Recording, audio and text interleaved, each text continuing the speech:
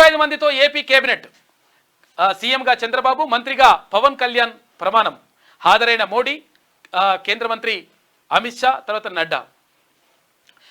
Minister బెర్తుల్లో టీడీపీకి 20, జనసేనకు 3, భారతీయ జనతా పార్టీకి 1. 13 మంది OC, 7 BC, 2 SC, ST minority నుంచి ఒక్కొక్కరికి ఛాన్స్ ఇచ్చిందంట. తిరుమలకు చంద్రబాబు ఇవాళ బాధ్యతలు స్వీకరిస్తారు. ఏపీలో ఎన్డీఏ కూటమి ప్రభుత్వం కొలువుదీరింది. ముఖ్యమంత్రిగా చంద్రబాబు నాయుడు ప్రమాణం చేశారు. బుధవారం కృష్ణా జిల్లా గన్నవరం మండలంలోని కేసరపల్లిలో జరిగిన కార్యక్రమంలో ఆయనతో డాక్టర్ గవర్నర్ అబ్దుల్ నజీర్ ప్రమాణం చేయించారు. జనసేన చీఫ్ పవన్ కళ్యాణ్ సహా 24 మంది మంత్రులుగా ప్రమాణం చేశారు. ఈ కార్యక్రమానికి ప్రధాని మోడీ ముఖ్య అతిథిగా హాజరయ్యారు.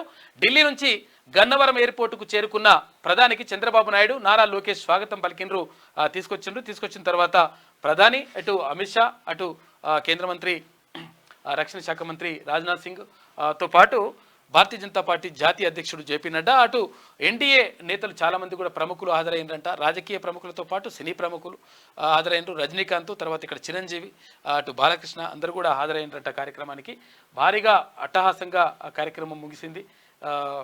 ఇవాళ ఎవరెవరికి ఏ శాఖలు కేటాయిస్తారు దానిపైన ఇవాళ క్లారిటీ ఇస్తారు.